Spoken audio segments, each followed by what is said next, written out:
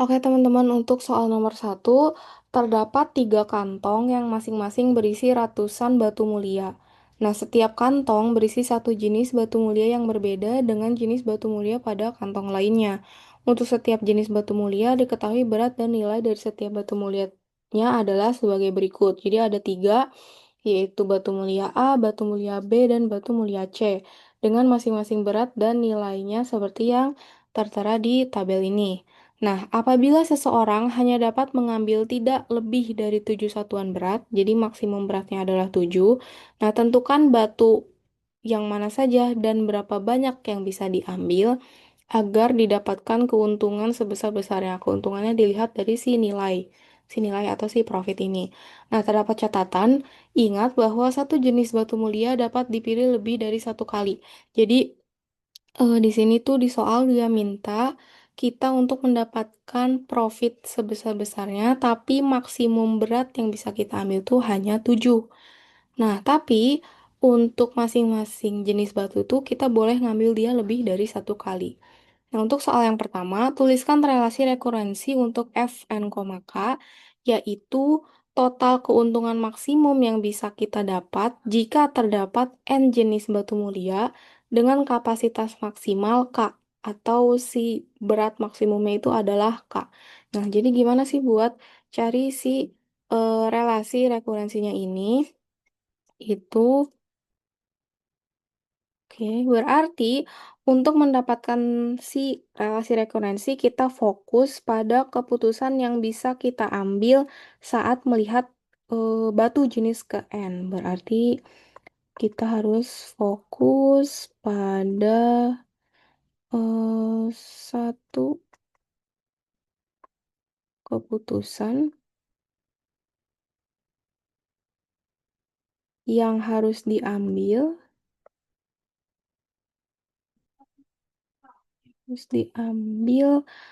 saat melihat batu jenis ke N ya. Batu jenis UN, oke.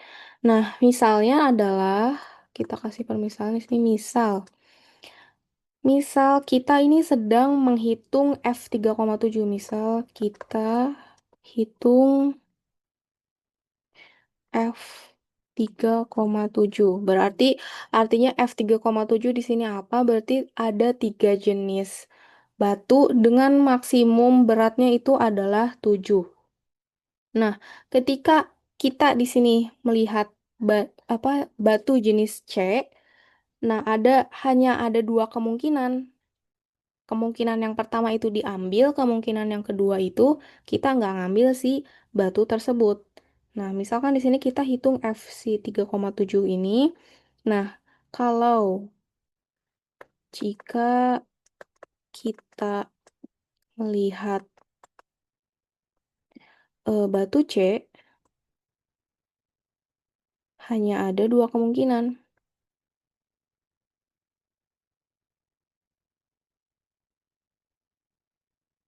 Oke. Kemungkinan yang pertama itu adalah batu C diambil, sedangkan kemungkinan yang kedua itu adalah batu C tidak diambil. Oke. Nah, kalau misalnya kita mengambil si batu C ini, berarti kan kita langsung dapat profit atau nilai itu sebanyak 6 kan, kalau misalnya kita ngambil si batu C ini. Nah, karena berat si batu C ini itu adalah 3, kapasitas yang semula maksimumnya itu 7, berarti kan hanya tinggal tersisa 4 ya, karena 7 di 7 ini maksimum kita udah pakai 3, berarti sisa berat yang bisa kita ambil tuh hanya sebesar 4 kan. Nah, jadi setelah itu tuh kita harus cari keuntungan maksimum dari si sisa kapasitas tersebut. Nah, jadi kan, bentar. Di sini misal, kalau kita batu C-nya diambil itu kan berarti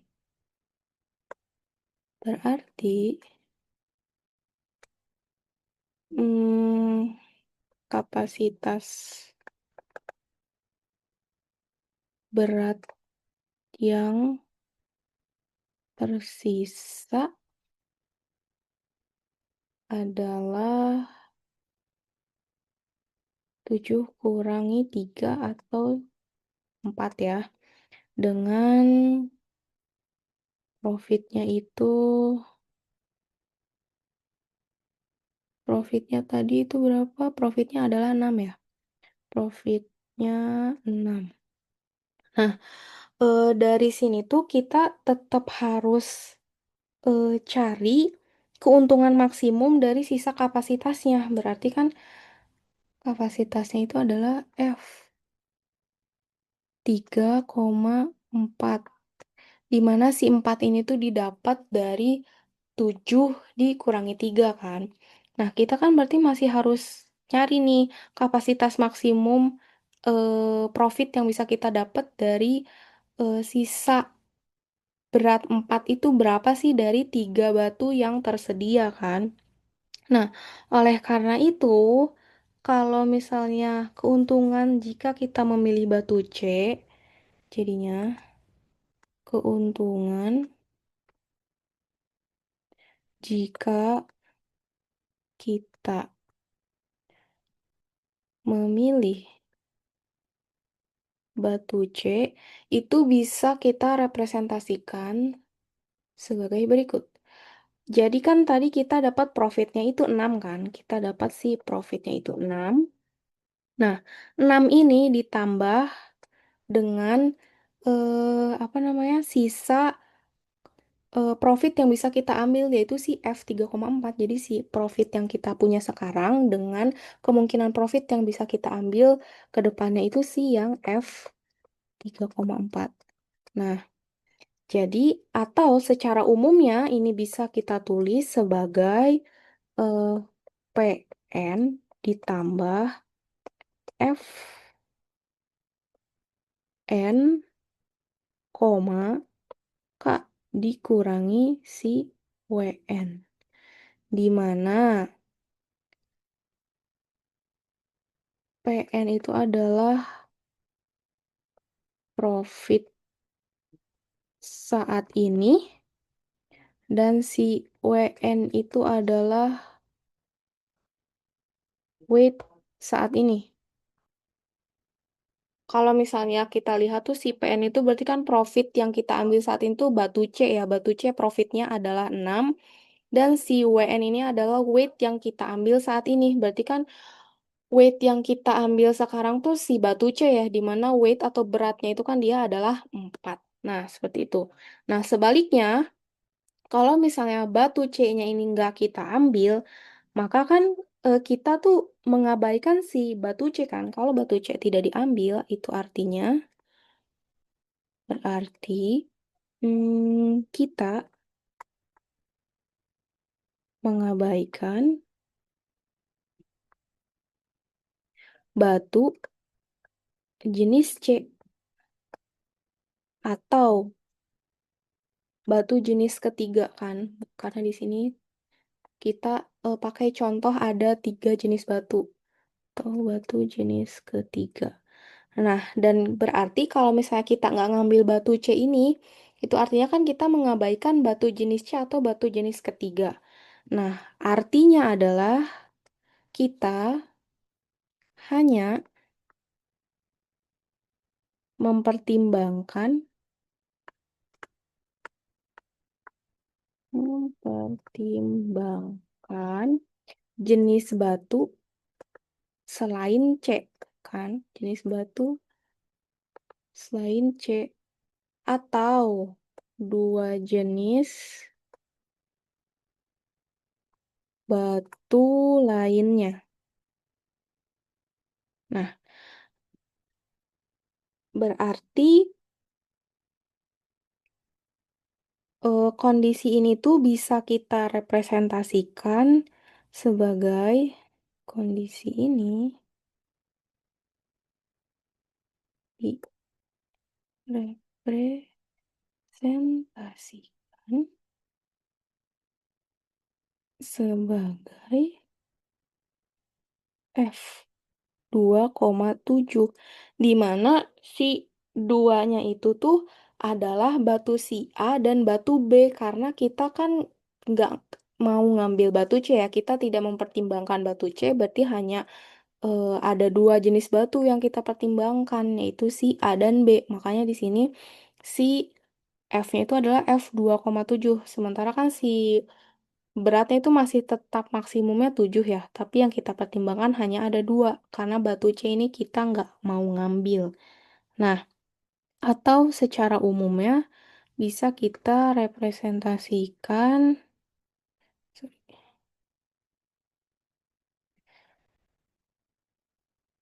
ini tuh sebagai F n-1, K. Nah, kayak gitu. Nah, karena tujuan dari masalah ini tuh adalah sebenarnya mencari keuntungan maksimum kan, mencari keuntungan maksimum, profit maksimum dengan constraint-nya itu adalah si beratnya. Maka dari dua kemungkinan ini nih, kemungkinan tersebut, kita tuh kan berarti harus mencari nilai maksimumnya ya, profit maksimumnya. Akibatnya si relasi rekurensinya itu, sebentar, berarti relasi rekurensinya adalah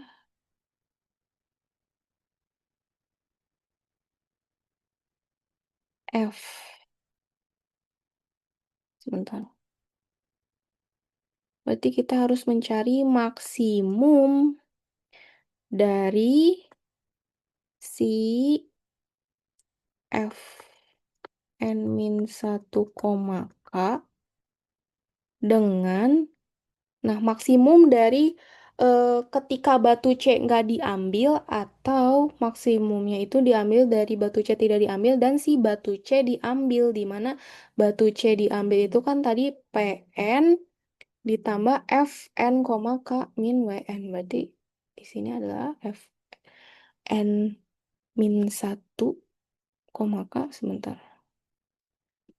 Hmm,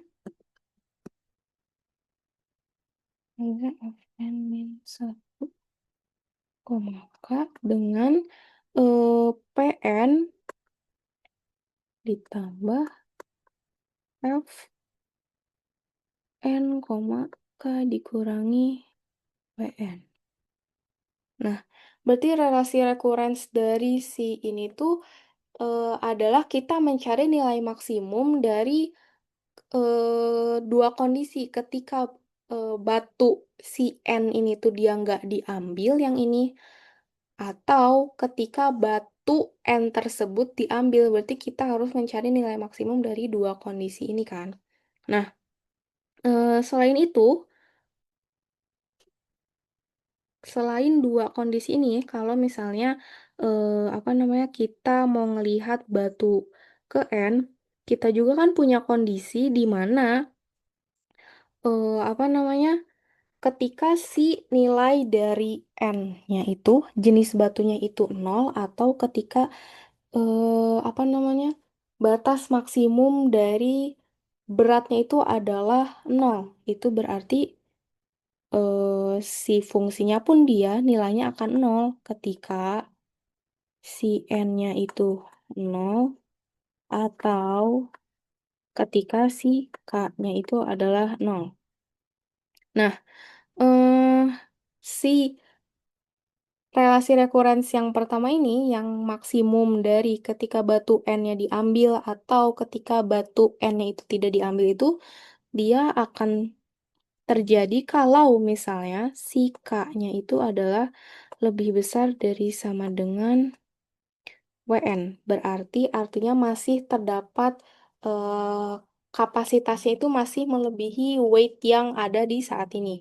Nah, untuk kondisi ketiga itu adalah F n min 1, K terjadi ketika si K-nya itu kurang dari weight yang ada saat ini. Jadi kita bisa dapat si eh, relasi rekurensnya itu adalah seperti ini. Nah, artinya ini ya, berarti nilai optimal pada suatu keadaan itu diperoleh dari keuntungan terbesar antara yang ini antara mengambil batu ke N dan tidak mengambil batu ke N tersebut. Ini untuk si relasi rekurensnya. Nah, terus kita coba lihat di soal nomor 2-nya.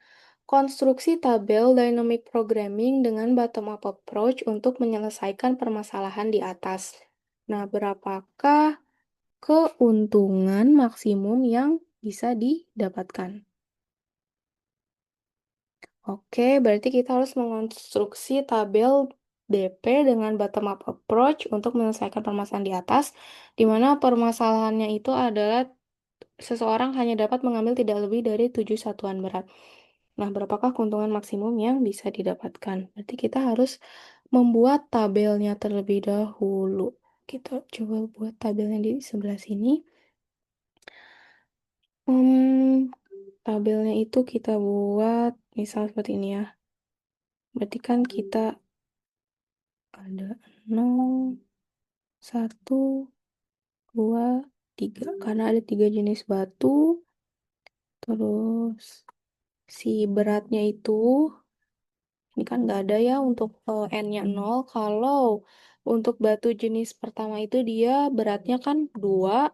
Batu jenis kedua itu dia beratnya 1. Sementara untuk batu jenis ketiga itu beratnya 3. Selain beratnya kita punya juga nilai atau si profitnya ya atau PN. Ini kan dia nggak ada ya. Lalu untuk batu jenis pertama dia 5. Profitnya 5. Terus ini 2 dan ini 6. Oke.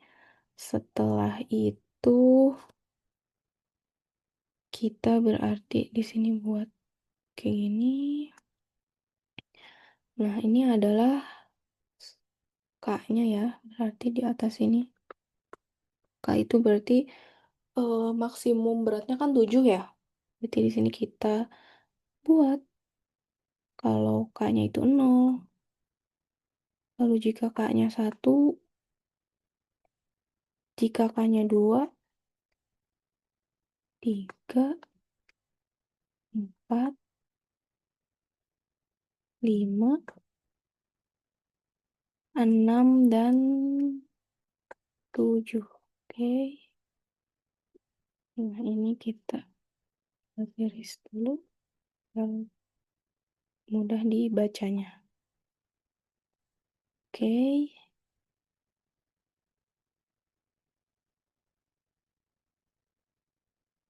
Nah, kalau misalnya udah kayak gini, kita mengerjakan dynamic programmingnya dengan bottom up approach. Berarti kita ngerjainnya dari bawah sini ya, dari bottom ke menuju ke sini. Nah, berarti untuk yang pertama ini kita isi 0 semua ya.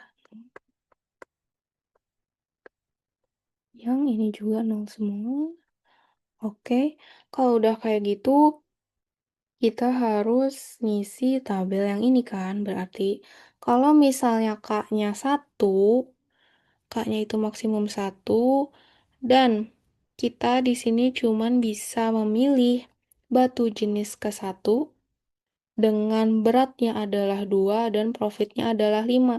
Berarti kita kan di sini kita belum bisa ngambil si batu jenis pertama ini kan, karena dia beratnya 2. Makanya di sini kita isi 0. Kita belum bisa ngambil batu tersebut. Nah, baru selanjutnya di yang jika K-nya 2 ini, berarti kita bisa ngambil si batu jenis pertama ini karena dia beratnya 2 dan di sini maksimumnya 2. Berarti profit yang bisa kita dapat adalah sebanyak 5. Nah, selanjutnya, ini di sini jika K-nya 3, K-nya maksimum 3, ini profit yang bisa kita dapat berapa nih? Sementara kita cuman punya satu jenis batu di sini ceritanya, yaitu si batu jenis N dengan berat satuannya itu adalah 2. Berarti kan kita cuman bisa ngambil lagi batu jenis pertama ini hanya satu kan, karena dia berat satuannya itu adalah 2, berarti tetap si profit yang bisa kita dapat adalah 5. Nah, selanjutnya, jika K-nya 4, berarti kita bisa ngambil batu jenis pertama ini sebanyak 2 kan? Karena weight untuk satuannya itu 2. Nah, maksimum K-nya itu 4. Kalau kita ngambil dua jenis batu ini kan berarti 2 ditambah 2, dia 4 kan beratnya. Berarti profit yang bisa kita dapat adalah 5 ditambah 5 yaitu 10. Nah, selanjutnya jika K-nya 5, berarti berapa banyak profit yang bisa kita dapat nih? Profit yang bisa kita dapat itu masih tetap 10 ya, masih tetap 10. Karena batu jenis pertama ini cuma bisa kita ambil sebanyak 2. Kalau misalnya kita ngambil dia 3, berarti kan weight-nya melebihi kapasitas maksimumnya 5 kan? Nah, sedangkan jika kita profitnya ini untuk di K-nya 6 itu bisa kita tambah menjadi 15 profitnya. Kenapa 15? Karena eh, kapasitas maksimumnya 6, berarti si batu jenis pertama ini bisa kita ambil sebanyak 3 kali. Berarti 2 kali 3, 6. Profitnya juga kita kalikan 3 kali, yaitu sebanyak 15. Nah, untuk K-nya 7, berarti kita nggak bisa ngambil lagi batu jenis pertama ya. Karena kalau misalnya kita tambah, si weight-nya itu akan jadi 8, sementara maksimumnya itu beratnya adalah 7. Berarti di sini masih tetap 15 profitnya. Selanjutnya nih, di eh sini itu berarti kita punya dua opsi. Dua opsi apa? Kita bisa ngambil batu jenis pertama, kita juga bisa ngambil batu jenis kedua.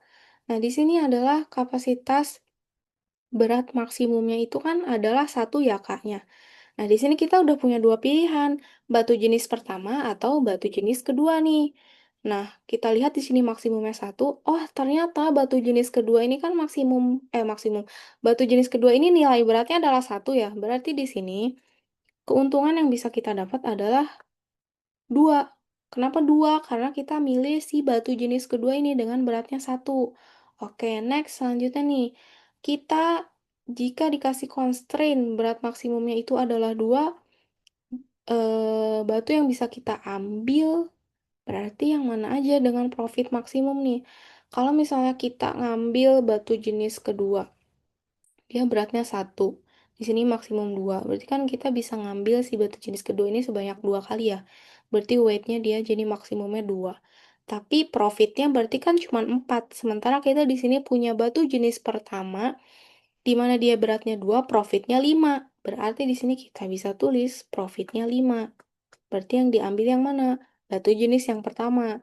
Nah, selanjutnya untuk jika maksimum beratnya itu adalah 3 nih, kita berarti bisa dapat profit berapa? Kita berarti bisa dapat profit sebanyak 7. 7 itu dari mana? Batu jenis pertama diambil 1, batu jenis kedua diambil 1. Di mana beratnya ditambahin jadi 3, profitnya dapat 7.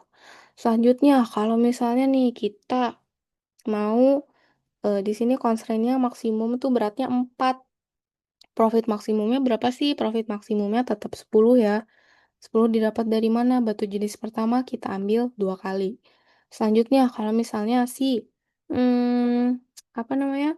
Profit untuk jika K-nya itu 5, profitnya berapa ya? Jika si K-nya itu 5. Kalau K-nya 5, berarti itu kita bisa dapat profitnya 12. 12 didapat dari mana? Batu jenis pertama ini kita ambil 2 kali. Batu jenis kedua kita ambil 1 kali. Berarti kan ini diambil 2 kali, total weight-nya 4. Ini diambil sekali, total weight-nya 1. Jadi 4 ditambah 1, 5. Profitnya berapa? Berarti kan ini 5 ditambah 5, 10.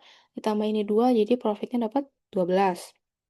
Nah, selanjutnya untuk si weight-nya 6. Kalau weight-nya 6 itu profitnya tetap 15. 15 didapat dari mana? Si batu jenis pertama diambil sebanyak 3 kali. Nah, lalu untuk em, jika K-nya itu atau berat maksimum yang bisa kita ambil itu 7, profitnya berapa ya kira-kira? Nah, profitnya itu bisa kita dapat 17. 17 ini didapat dari mana? Si batu jenis pertama kita ambil sebanyak 3 kali. batu jenis kedua diambil satu kali. Berarti kan tadi ini diambil tiga kali, dua dikali tiga, enam, enam ditambah satu, tujuh, betul berarti maksimum weightnya tujuh, profit yang didapat adalah 17. Nah, selanjutnya untuk yang ini berarti kalau misalnya di sini kita bisa terdapat tiga opsi. Nah, di sini tuh di baris ini kita bisa milih pakai batu jenis ke satu, batu jenis kedua, dan batu jenis ketiga. Jadi opsinya kita punya lebih banyak di sini. Nah, kalau misalnya di sini eh, maksimumnya 1 kilo, tetap ya profitnya itu yang bisa kita dapat dua. Artinya kita milih si batu jenis kedua atau batu B.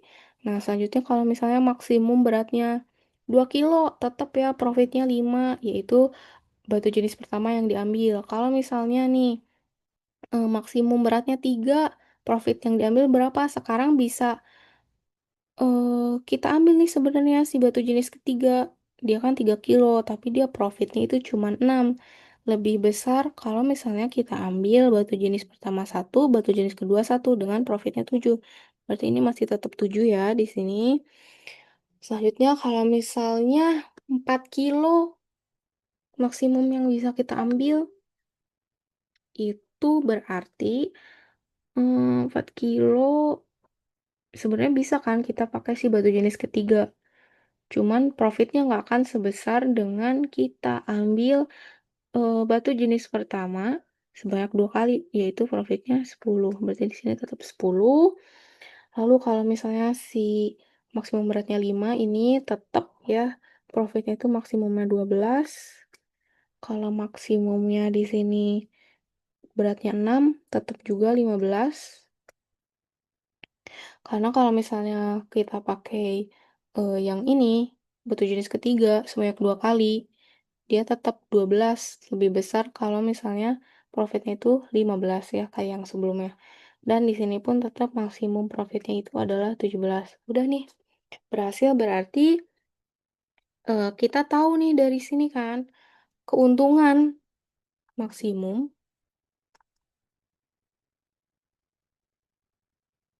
keuntungan maksimum yang bisa didapatkan adalah adalah 17 dengan berat berat sebesar 7. Oke. Oke, sekarang kita lanjut ke nomor C, yaitu rekonstruksi solusi yang didapat, batu mulia jenis apa saja, dan berapa banyakkah yang dapat diambil dari masing-masing jenisnya agar didapatkan total keuntungan yang maksimum. Nah, dari soal nomor B ini, kita coba rekonstruksi solusinya kayak gimana nih. Jadi, batu jenis apa aja yang diambil dan berapa banyak sih jenis batunya yang diambil nih. Oke, berarti untuk yang C, itu kita merekonstruksi solusi. Kita rekonstruksi solusi. Nah, it's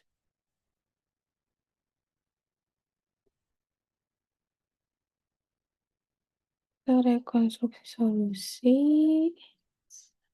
Nah, untuk merekonstruksi solusi ini kita lihat F3,7.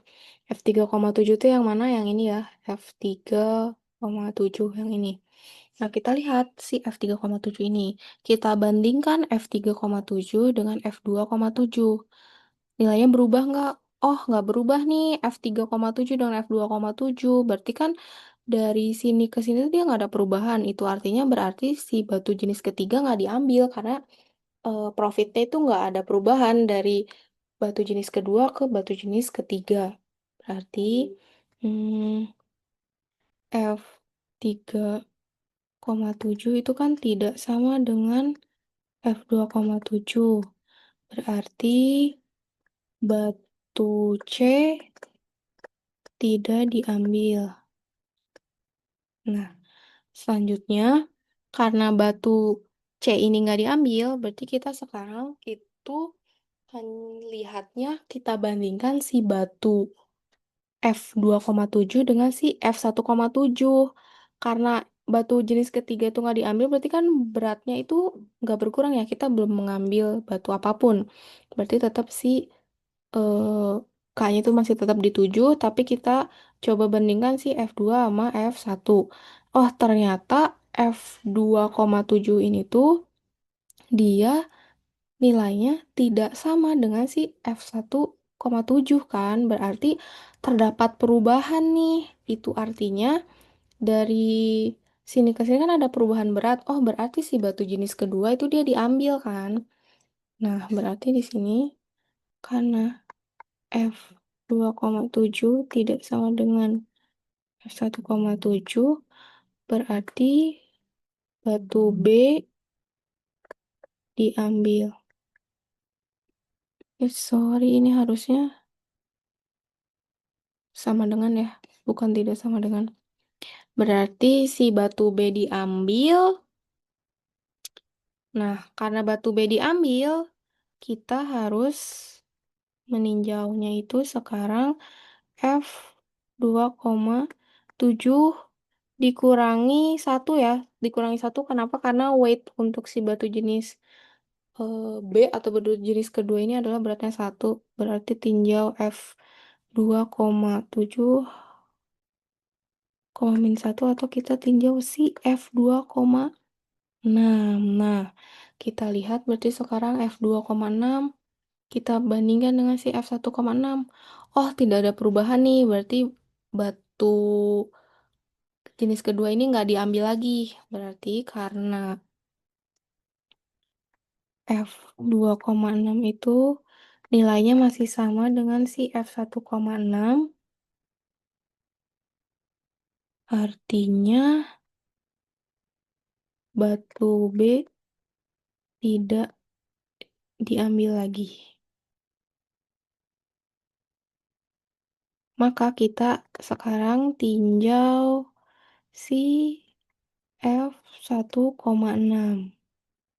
Nah, kita lihat F1,6 apakah ini F1,6 apakah dia berubah dengan F0,6? Oh, berubah. Ternyata nilainya berbeda ya. Berarti si batu jenis ke satu ini dia terpilih atau dia diambil. Karena F1,6 tidak sama dengan F0,6, artinya adalah batu A diambil. Oke, berarti kita di sini harus meninjau F1 dikurang 16 dikurangi batu A itu dia beratnya 2 ya, berarti 6 dikurangi 2. Atau kita tinjau F1,4. Kita lihat nih, F1,4 kita bandingkan dengan si F0,4. Oh, dia berubah. Berarti batu jenis pertama atau batu A ini berarti dia diambil lagi. Karena F karena F1,4 tidak sama dengan F0,4, di batu A diambil lagi. Sehingga sekarang kita harus meninjau F1,4 dikurangi beratnya itu berat batu A itu kan 2 ya. Berarti F1,2.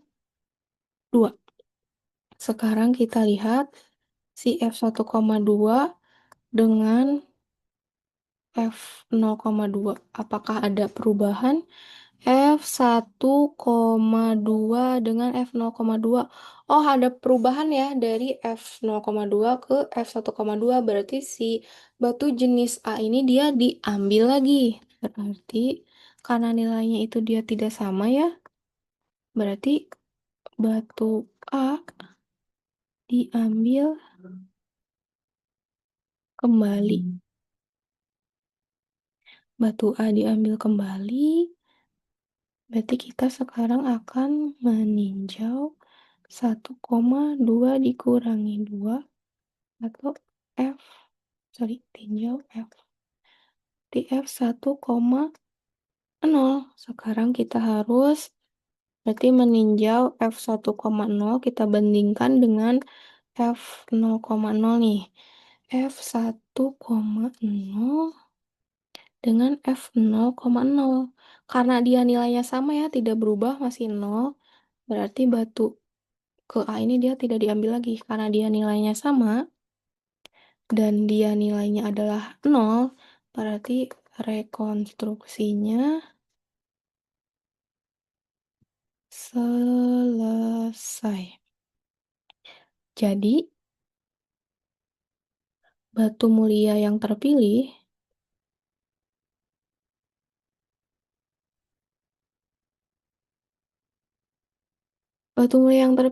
itu adalah apa aja ya? Batu A nih diambil berapa kali? Ini, batu A di sini diambil, batu A di sini ada 1, ada 2, ada 3. Berarti yang terpilih itu adalah 3 batu A. Dan ini batu B diambil di sini ya. Dan 1 batu B. Dan 1 batu B. Terdapat soal 5 orang mahasiswa sebuah perguruan tinggi, ada Awal, Aradea, Safwan, Kiku, dan Wira.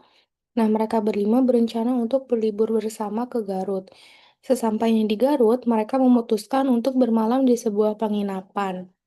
Nah, walaupun mereka pergi bersama, tetapi sebenarnya beberapa mahasiswa kurang merasa nyaman kalau harus menginap di satu ruangan dengan mahasiswa tertentu. Bila diketahui preferensi mahasiswa awal adalah sebagai berikut. Awal nih tidak nyaman kalau misalnya harus satu kamar dengan Aradea. Terus Aradea ini dia tidak nyaman kalau misalnya harus sekamar dengan Safwan dan Kiku. Lalu Kiku dia tidak nyaman sekamar dengan Awal. Dan Wira tidak nyaman sekamar dengan Safwan. Bantulah kelima mahasiswa tersebut untuk menentukan penempatan kamar untuk menginap pada liburan ini. Soal pertama, representasikan masalah di atas dalam bentuk graf. Gambarkan graf yang merepresentasikan kondisi di atas. Nah, oke, kita coba kerjakan soal pertamanya dulu. Ya, di sini adalah representasikan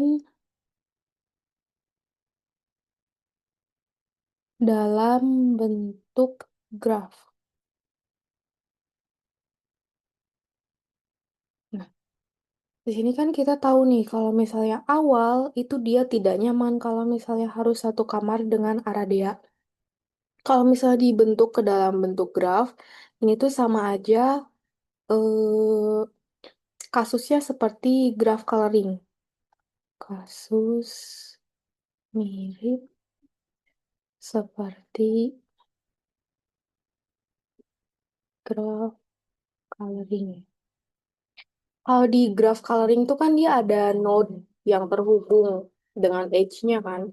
Nah, node yang saling terhubung dengan edge, mereka tuh tidak boleh memiliki warna yang sama. Nah, sama halnya dengan si 5 mahasiswa ini. Kalau misalnya si awal dia nggak nyaman satu kamar sama Aradea, berarti kan mereka terhubung dengan edge ya. Mereka tidak nyaman satu sama lain kalau misalnya harus satu kamar. Nah, berarti sama seperti graph coloring, mereka tidak boleh ada di kamar yang sama. Makanya kita coba gambar grafnya terlebih dahulu. Di poin pertama kita gambar dulu si awal sebagai node-nya. Di sini bilang awal itu tidak nyaman bila harus satu kamar dengan Aradea. Berarti awal itu tidak bisa ya satu kamar dengan Aradea. Oke.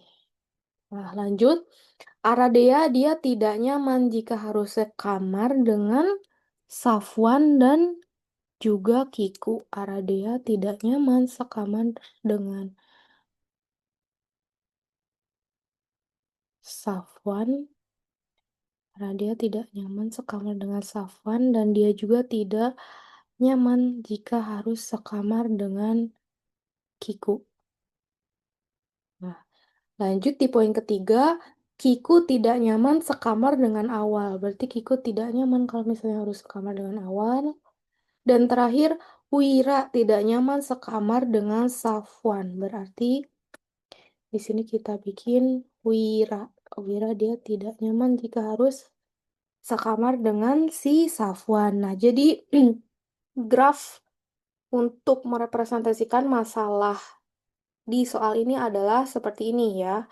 Selanjutnya, untuk poin B, gunakan pendekatan backtracking dengan menggambarkan state space tree-nya untuk menentukan berapa kamar sih yang harus dipesan supaya semua preferensi di atas terpenuhi. Nah, di 4 preferensi ini tuh harus terpenuhi. Kita gunakan pendekatan backtracking untuk mengetahui ada berapa banyak sih kamar yang harus dipesan agar mereka semua itu bisa nyaman ya tidurnya dengan preferensi mereka masing-masing. Berarti kita harus menggambarkan state space tree-nya terlebih dahulu. Untuk ini karena dia permasalahannya itu mirip seperti graph coloring, kita coba tulis di sini terlebih dahulu. Ada berapa orang? Ada Awal, lalu ada Aradea. Setelah Aradea itu kita punya Safwan. Setelah Safwan itu kita punya si Kiku. Terakhir ada Wira ya, Wira. Oke.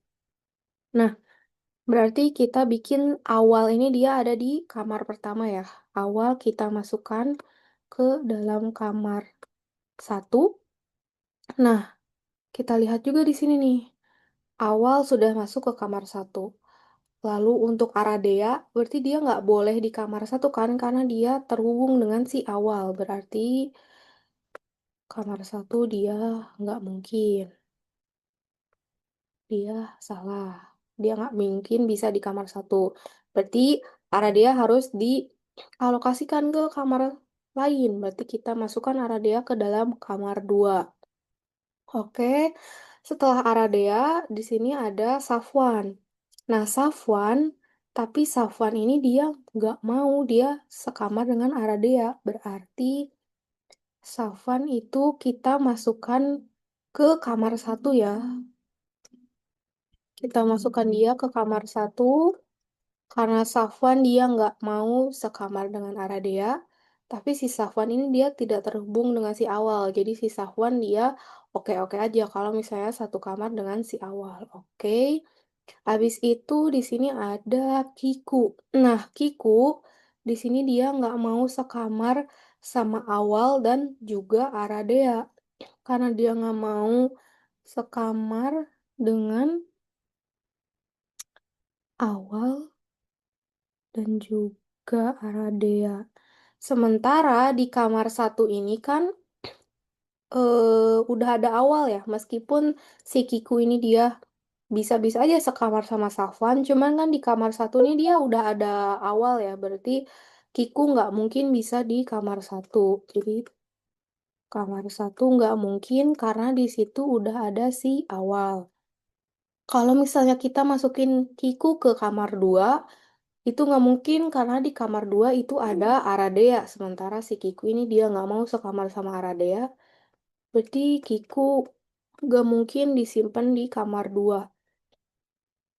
Nah, karena nggak mungkin di kamar satu dan kamar 2, berarti Kiku harus kita alokasikan lagi ke kamar baru. Berarti Kiku kita tempatkan dia di kamar 3. Oke, Kiku udah. Terakhir kita punya Wira. Nah, di sini tuh dia bilang, Wira itu kan dia nggak mau ya sekamar sama Safwan.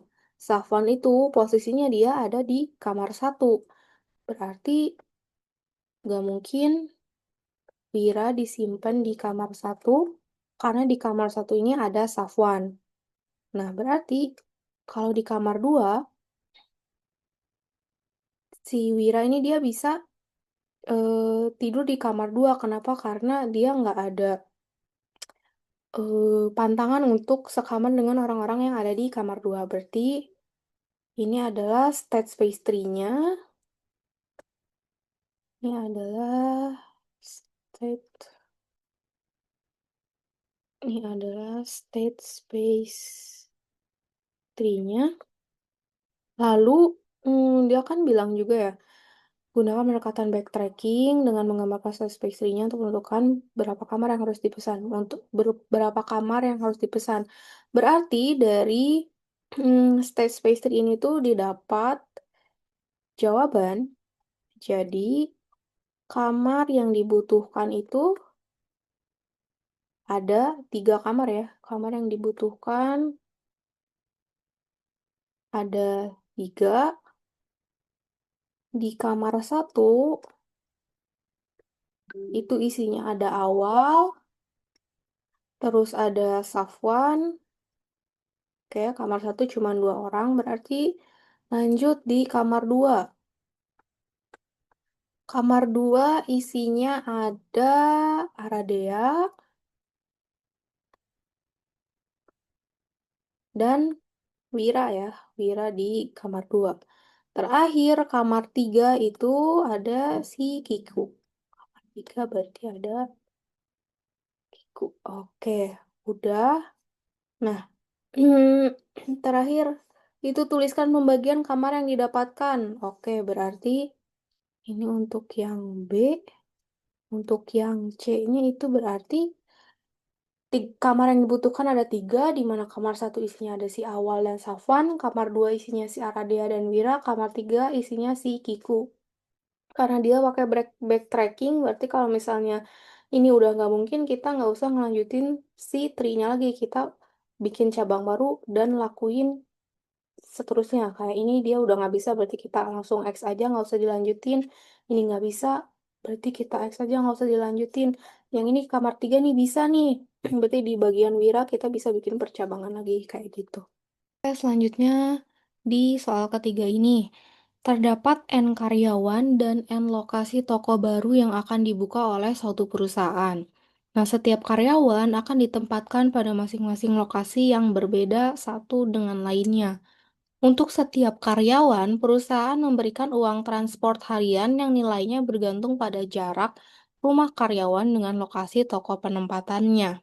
Matriks berikut memberikan nilai uang transport dalam puluhan ribu yang harus diberikan pada setiap karyawan jika ditempatkan pada toko-toko baru tersebut. Nah, ini matriksnya. Tentukanlah penempatan karyawan-karyawan tersebut agar perusahaan dapat mengeluarkan total uang transport harian seminimum mungkin. Gunakan teknik branch and bound untuk menyelesaikan permasalahan tersebut. Soal pertama, deskripsikan cara perhitungan bound untuk penyelesaian masalah ini. Jadi kan di soalnya itu dia bilang ada N karyawan dan N lokasi toko baru yang akan dibuka oleh suatu perusahaan. Nah, masing-masing karyawan ini tuh akan ditempatkan di lokasi yang berbeda. Jadi satu karyawan untuk satu lokasi. Berarti di sini kan ada 4 lokasi dan ada 4 karyawan. Masing-masing karyawan ini dia ditempatkan di tempat yang berbeda. Nah, perusahaan ini tuh dia nyediain transport, di mana mereka bakal ngasih uang transport ke si karyawan ini. Nah, namun yang namanya perusahaan pasti kan ingin mengeluarkan biaya transportnya seminimum mungkin di sini.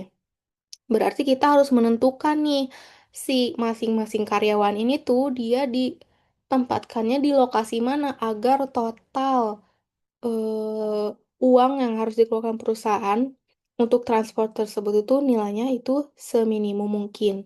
Nah, karena di sini kita disuruh untuk menggunakan teknik branch and bound, di soal pertama kita disuruh untuk mendeskripsikan cara perhitungan bound untuk penyelesaian masalahnya ini. Nah, jadi, untuk yang ini tuh, deskripsikan cara perhitungan bound untuk penyelesaian masalah ini. Di sini tuh adalah soalnya mencari nilai minimum untuk pengeluaran transport. Oke. Untuk pengeluaran transport. Berarti bound yang harus dicari itu, karena dia mencari nilai minimum, kita harus mencari lower bound kan? Harus mencari lower bound. Nah, gimana caranya?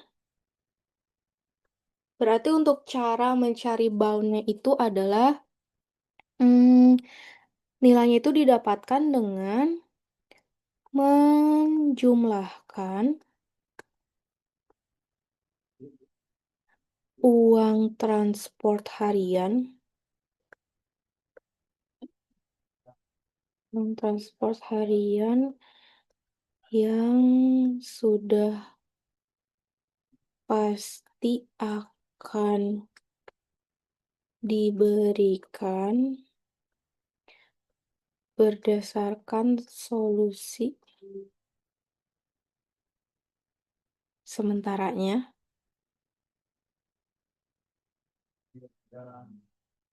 Oke, ditambah dengan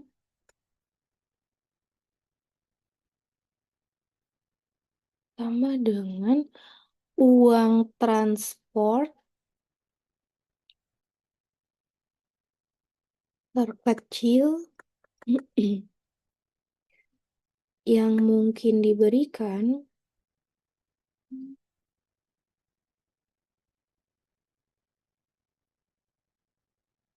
untuk lokasi-lokasi yang sorry, yang belum memiliki solusi.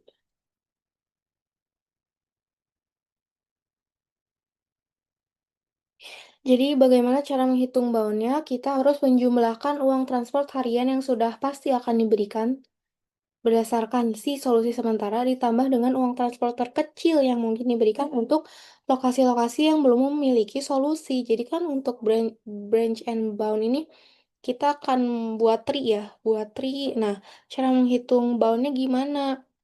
Misal untuk di percabangan pertama nih, di percabangan pertama kita kan udah ada nih solusi sementara untuk di cabang tersebut. Nah, solusi sementara di cabang tersebut itu berapa jumlah uang transportnya? Kita tambahkan dengan kemungkinan di cabang selanjutnya dengan nilai paling kecilnya. Nah, itu adalah bound yang harus kita cari. Oke, selanjutnya di bagian nomor 2 atau bagian B, gambarkan state space tree-nya untuk penempatan karyawan pada lokasi toko yang tersedia. Gunakanlah pendekatan best first search. Best first search berarti kita harus cari lower bound yang paling kecil ya, agar hasilnya itu dia paling minimum. Berarti kita harus menggambarkan state space tree-nya terlebih dahulu. Kita gambar state space tree. Berarti ada 4 lokasi kan, kita gambar root-nya terlebih dahulu. Kalau misalnya di root-nya itu kita belum menempatkan 4 pekerja ke 4 lokasi. Jadi masing-masing bintang ini tuh menggambarkan lokasinya. Jadi kalau misalnya di bintang pertama kita tulis B, berarti pekerja B disimpan di lokasi A. Oke? Nah, berarti kita bikin lower bound-nya terlebih dahulu. Lower bound-nya adalah kita harus mencari nilai paling minimumnya ya di masing-masing lokasi. Di lokasi satu itu minimumnya cost-nya adalah 1 ya nilainya. Berarti 1 ditambah dengan lokasi 2 minimumnya itu cost-nya 2 ya. Berarti 1 ditambah 2 ditambah untuk lokasi 3 minimumnya cost-nya 3, berarti 1 ditambah 2 ditambah 3 ditambah lokasi 4 itu minimumnya sama 2 juga. Berarti 1 ditambah 2 tambah 3 tambah 2, 3, 6, 8. Berarti lower bound-nya 8, cost-nya di sini masih 0 ya, karena kita belum mengalokasikan si pekerjanya ke lokasinya gitu. Oke, selanjutnya berarti kita di sini untuk lokasi lokasi satu terlebih dahulu ya. Di lokasi satu berarti ada 4 kemungkinan. Kita bisa menempatkan si A, B, C, dan D. Berarti kalau misalnya ini yang pertama, itu kita tempatin si A. Kita hitung dulu lower bound-nya berapa nih. Lower bound itu kan kita hitung adalah caranya dengan apa namanya di sini? Menambahkan uang transport harian yang sudah pasti akan diberikan berdasarkan solusi sementara. Di sini kan yang pasti diberikan itu adalah si A ya di lokasi satu. A itu kalau di lokasi satu kosnya adalah 7. Berarti 7 ditambah dengan uang transport terkecil yang mungkin diberikan untuk lokasi-lokasi yang belum memiliki solusi. Nah, berarti untuk lokasi 2 itu minimumnya di 2 ya kosnya. Berarti 7 ditambah 2. Nah, lokasi 3 itu minimumnya di 3 ya kosnya. 7 ditambah 2 ditambah 3. Ditambah lokasi 4 itu minimumnya di 2 ya. Berarti 7 tambah 2 tambah 3. Tambah 2 berarti 9, 12, 14 ya lower bound-nya. Cost-nya, cost-nya berarti 7 karena baru satu doang pekerja yang disimpan di lokasinya. Selanjutnya kalau misalnya si B yang kita simpan di lokasi satu, kita hitung lower bound-nya, berarti lower bound-nya B itu kan kalau di lokasi cost-nya 6 ya, berarti 6 ditambah lokasi 2 itu minimumnya di 2 cost-nya, berarti 6 ditambah 2 ditambah untuk lokasi 3 minimumnya di 3 ya. Berarti cost-nya 3 tambah 2 tambah 3. Untuk lokasi 4 minimumnya itu di 2 ya. Cuman di sini kok tuh kan soalnya bilang ya satu pekerja ditempatkan di satu lokasi. Nah, sementara si karyawan B ini kan udah ditempatin di lokasi satu ya. Sementara di lokasi 4 itu yang kosnya paling minimum si karyawan B. Sementara karyawan B kan udah kita alokasikan ke lokasi satu. Berarti kita nggak bisa pakai yang 2. Nah, yang paling minimum selanjutnya itu di lokasi 4 adalah kosnya 3. Berarti ditambah 3, 8, 11, 14 juga lower bound-nya. Kosnya di sini adalah 6. Oke, lanjut. Kalau misalnya pekerja C dialokasikan di lokasi satu. Kita hitung lower bound-nya. Pekerja C kalau di lokasi satu tuh cost-nya dia adalah 4. Berarti di sini 4 ditambah di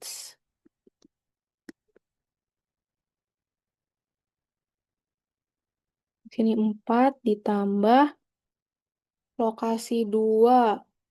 Lokasi 2 itu minimumnya di 2. Berarti cost-nya di 2. 4 ditambah 2 ditambah lokasi 3. Lokasi 3 itu minimumnya di 3. Tapi karyawan C itu kan dia udah di lokasi satu ya. Berarti kita nggak bisa lokasi 3 pakai karyawan C. Berarti paling minimum selanjutnya itu di kosnya 4. Berarti 4 tambah 2 ditambah lagi 4. Selanjutnya untuk lokasi 4 paling minimumnya itu di 2 kosnya. Berarti ditambah 2. 6 tambah 6 berarti kosnya lower bound-nya 12.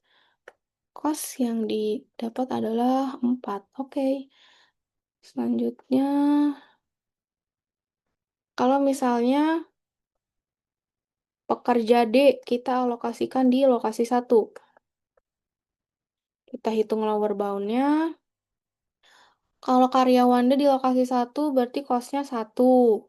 Oke, berarti satu ditambah lokasi 2 minimumnya itu di 2. Tapi kan karyawan D udah mengerjakan pekerjaannya di lokasi satu. Berarti karyawannya nggak bisa lagi nih.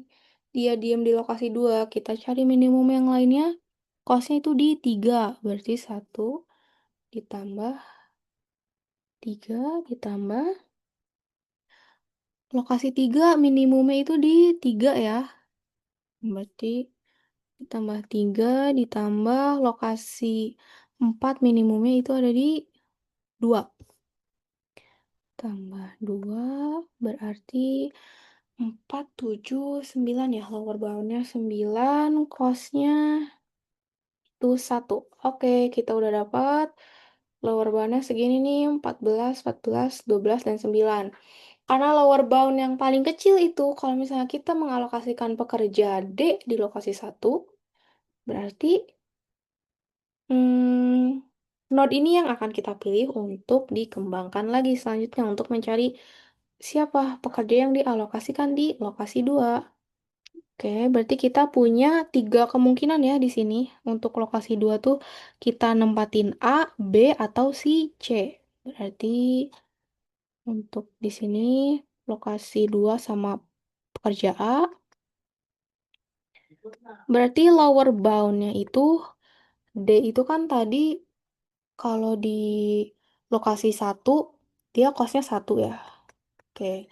Terus kalau misalnya A di lokasi 2 itu kosnya adalah 6.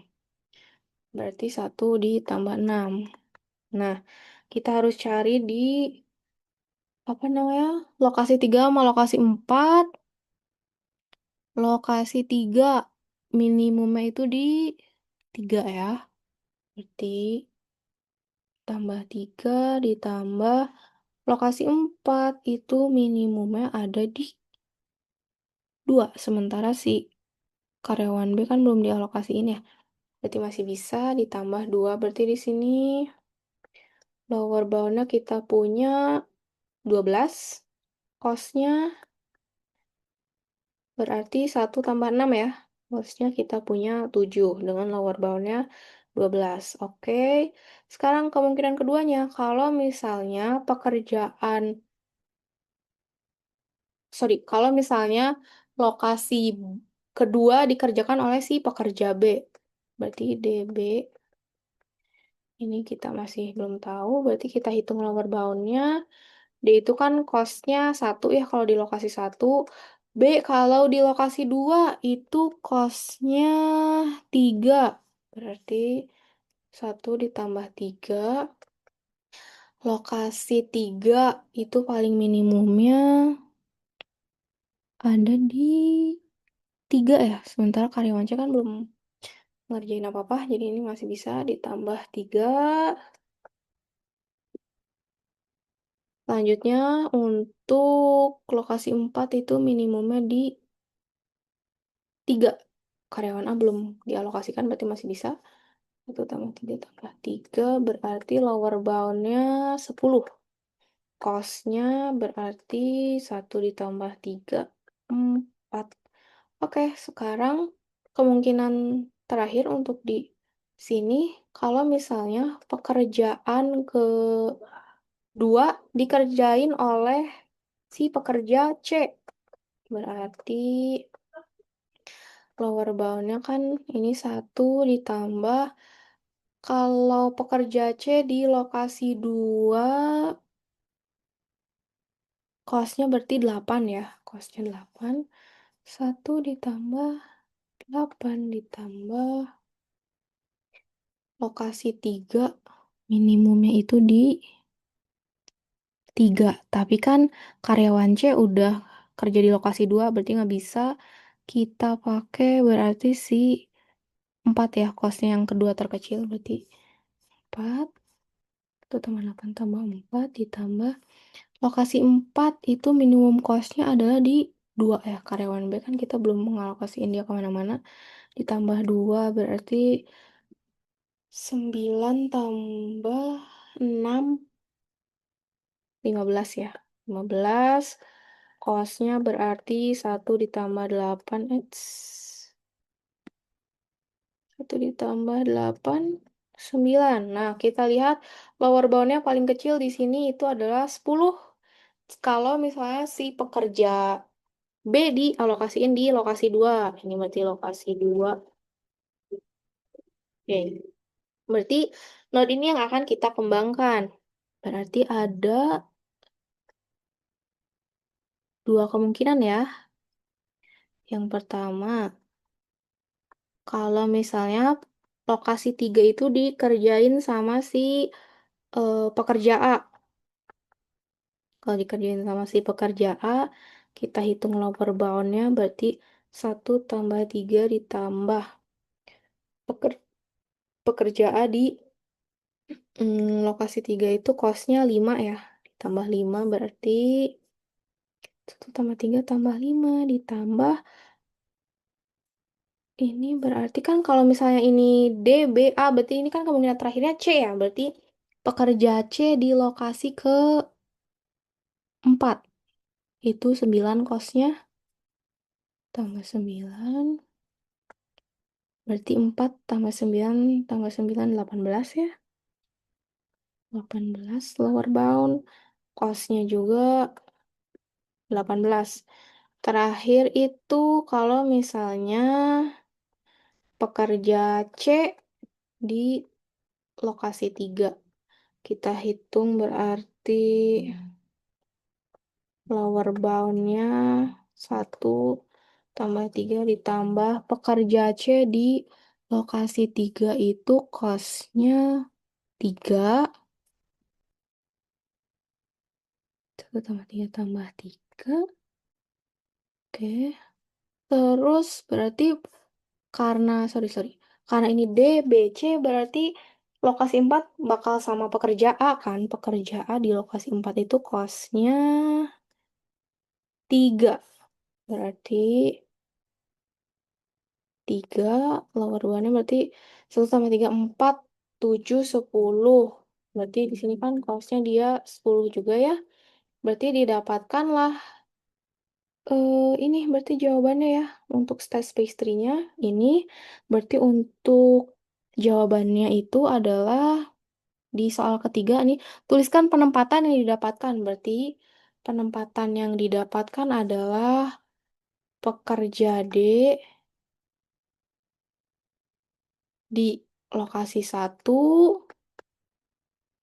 terus pekerja B di lokasi 2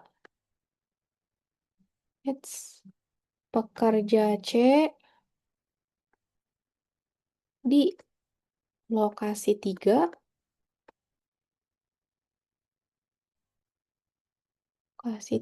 dan pekerja A di lokasi 4 dengan total cost yaitu sebesar 10.